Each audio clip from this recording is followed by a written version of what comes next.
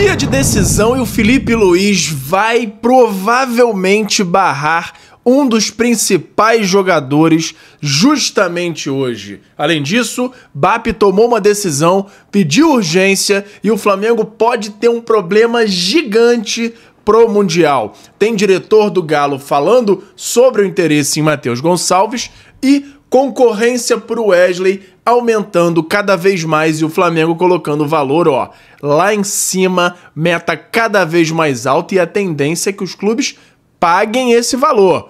Tudo isso logo depois da vinheta, mas antes eu quero saber se você já deu like no vídeo, já se inscreveu no canal e ativou o sininho para não perder nenhuma notificação. Já fez isso tudo? Então pega a visão, segue o Lucão e bora pro vídeo. Seja bem-vindo ao canal Lucão Vital. E fala galera, eu sou o Lucão Vital, chegou o grande dia, Flamengo e LDU no Maracanã. É disparado o jogo mais importante do ano pro Mengão. Flamengo que não fez o papel que tinha que fazer nas 4 primeiras partidas e agora tá precisando fazer conta, calculadora na mão, como a gente falou ontem. Tem necessidade de ganhar esses 2 jogos agora que faltam, de preferência por 2 gols de vantagem contra a LDU hoje e no último jogo contra o Deportivo Táchira vencer bem novamente, fazendo pelo menos 2 gols. Lembrando que o Deportivo Táchira já vai para a última partida eliminado, com desfalques, pois teve 2 jogadores expulsos na partida agora contra o Central Córdoba. Então, o Flamengo tem uma tendência de ter um jogo mais tranquilo no último jogo, mas precisa vencer os 2 e, de preferência, o jogo de hoje por 2 de diferença, para que a LDU tenha que vencer o último jogo para classificar. Se o Flamengo vence por menos de 2 gols, a LDU vai mais tranquila para a última partida e pode fazer aquele jogo de compadres por lá. Então, o Flamengo precisa ir para cima, vencer e vencer bem. Desfalques para a partida de hoje tem o Pulgar, que a gente sabe que sentiu a posterior da coxa e não se recuperou, tá fora da partida. O Alan, que seria o substituto imediato, também está fora, sentiu também os 2 no último jogo. Além dele, tem o Plata, que continua com edema no joelho.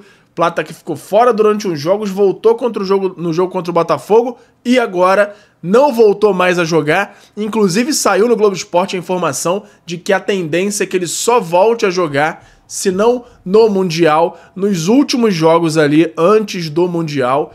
E aí chega a ser estranho, né? Porque se ele estava se recuperando, já voltou e sentiu de novo. Muito esquisito. Além disso, como eu falei aqui, o Flamengo tem os 2 volantes, que seriam as 2 primeiras opções para primeiro volante, machucadas. E aí quem deve entrar como titular hoje é o Everton Araújo. Como eu falei ontem, não seria a minha opção como primeiro volante.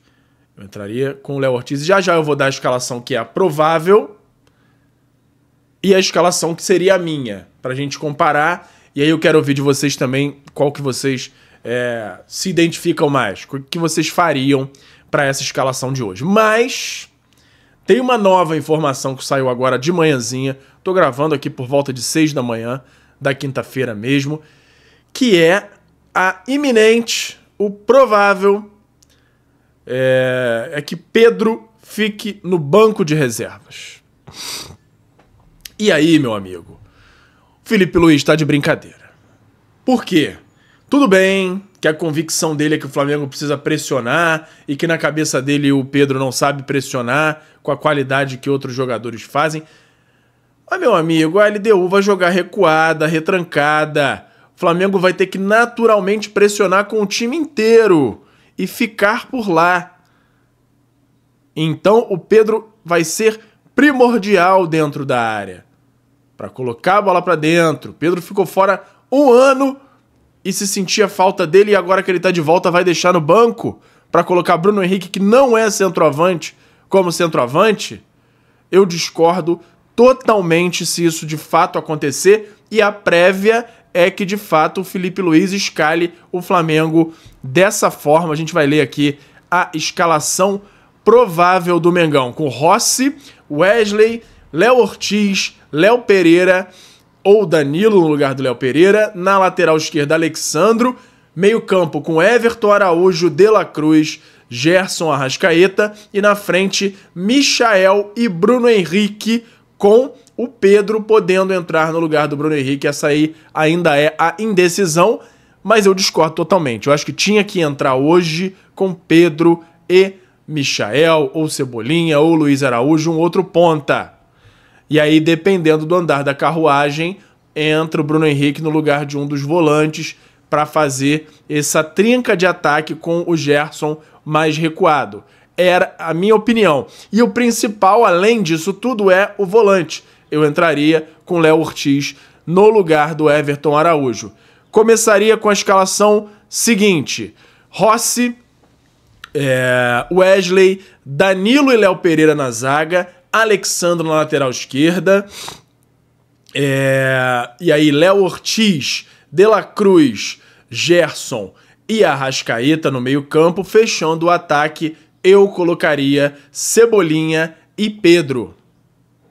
Essa seria a minha escalação. Comenta aí se você concorda. Formação de Maracanã lotado, todos os ingressos destinados à torcida do Flamengo foram vendidos.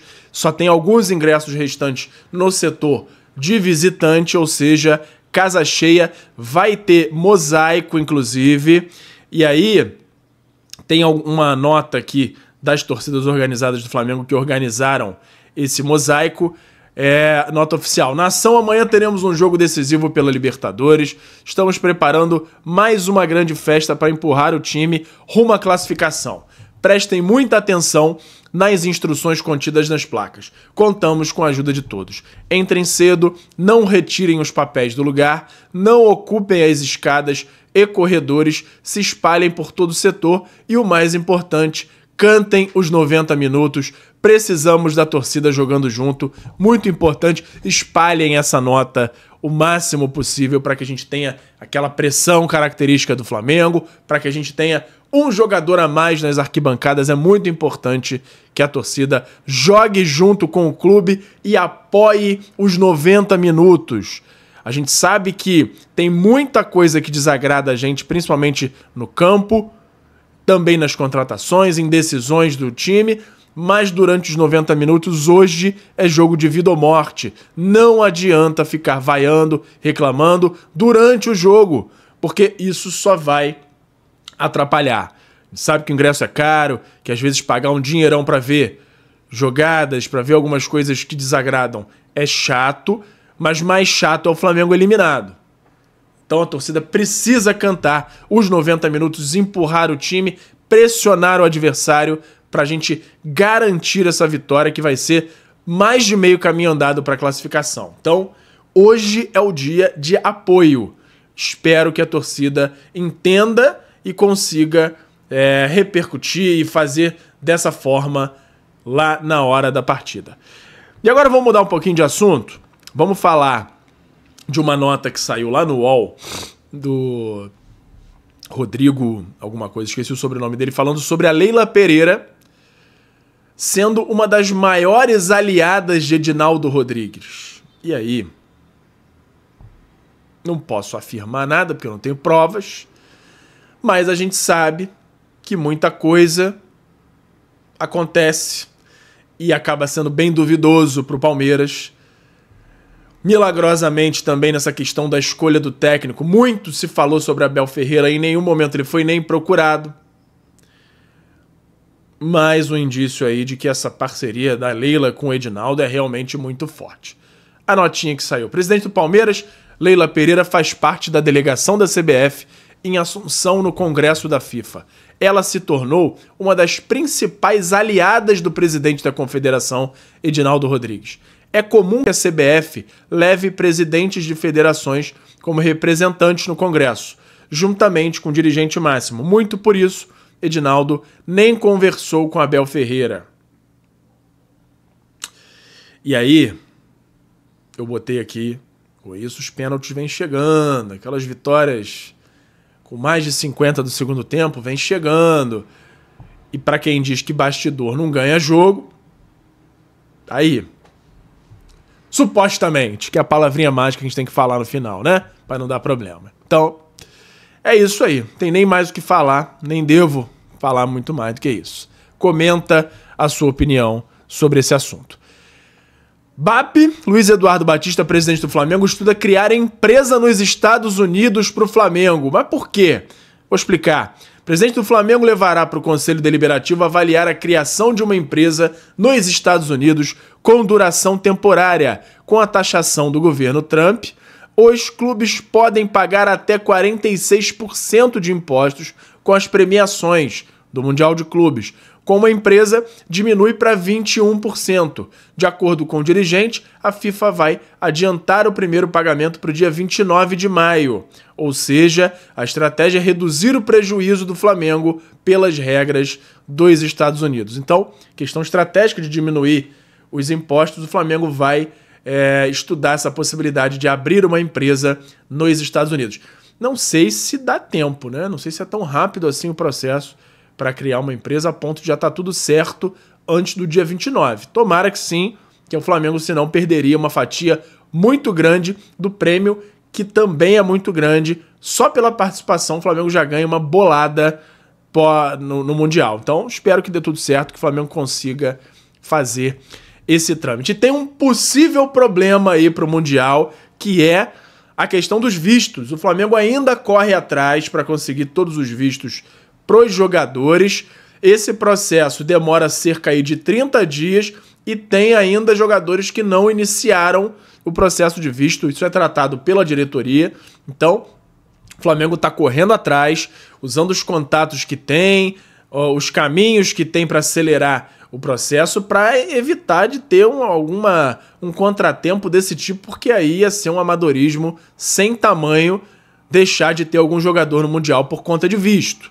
O Flamengo viaja no dia 11 de junho, a gente já está no dia 15 de maio e ainda vai começar um processo de visto que dura 30 dias. Tá de brincadeira, né? Esse é o possível problema do Flamengo no momento em relação ao Mundial. E por que não fez antes, né? Isso que eu não entendo, mas vamos mudar de assunto, porque hoje o foco é na Libertadores. Mas antes vamos falar um pouquinho de mercado da bola, que o dirigente do Atlético Mineiro, Paulo Brax, negou interesse e proposta por Matheus Gonçalves do Flamengo. E aí comentou: um absurdo, uma irresponsabilidade, totalmente falsa a informação. E a gente sabe, né? A gente lembra muito bem do estilinho que era do Marcos Braz no Flamengo. Nega e já tem até a proposta, já tem negociação em andamento. Muitos dos dirigentes fazem isso para despistar. Então, não dá para levar 100% como verdade essas declarações muito veementes de dirigentes de futebol, porque a gente sabe que muito provavelmente tem um fundo de verdade. E agora, falando sobre o Wesley, Flamengo segue em negociações para reposição do jogador. A gente já disse aqui que tem o Dodô já negociando, o lateral direito da Fiorentina. Tem também o Nelson Semedo no radar, que é o lateral direito que já foi do Barcelona e hoje é do Wolverhampton. Flamengo ainda também trabalha com outras posições, jogador de ataque pelas pontas. O Rinestros, a princípio, segundo informação do Vene Casagrande, não está mais entre os nomes, porque o Flamengo entende que não é o perfil que o Flamengo procura no momento.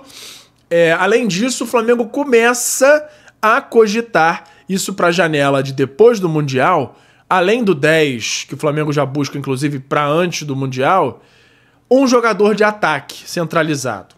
O Flamengo entende que o Juninho tem se dado melhor jogando mais aberto, jogando como um auxiliar de atacante ali, como segundo atacante, ou como um cara mais pelas pontas, e aí o Flamengo ficaria sem o centroavante reserva. Ainda é bem embrionário, não tem nomes específicos, mas o scout do Flamengo ele busca jogadores para todas as posições e intensifica quando pedem para eles focarem em alguma posição. Mas a tendência é que o Flamengo também monitore opções de mercado para um centroavante reserva. Vamos acompanhar, qualquer nome que surgir eu trago aqui para vocês. Lembrando que para o Wesley a concorrência está cada vez mais forte.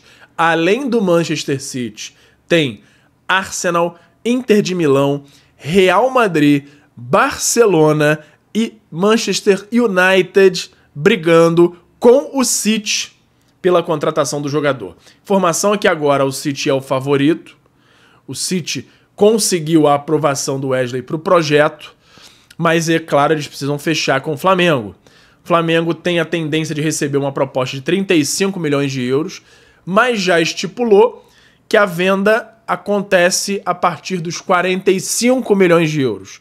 Pode ser que chegue a um denominador comum no meio termo aí, mas como a briga tá grande e o Flamengo já estipulou esse valor, existe uma grande chance de um dos clubes se dispor a pagar esse valor. E aí, de qualquer forma, qualquer time desses que a gente falou seria um grande destino para o Wesley. Alguns a gente pode gostar mais, outros menos, mas todos são grandes clubes da Europa no momento, tirando o United, que ele é um grande clube por história, mas na prática, na bola, não vem jogando tão bem há alguns anos. Não vem sendo protagonista na Europa, mas também seria, sem dúvidas, um grande destino pro Wesley.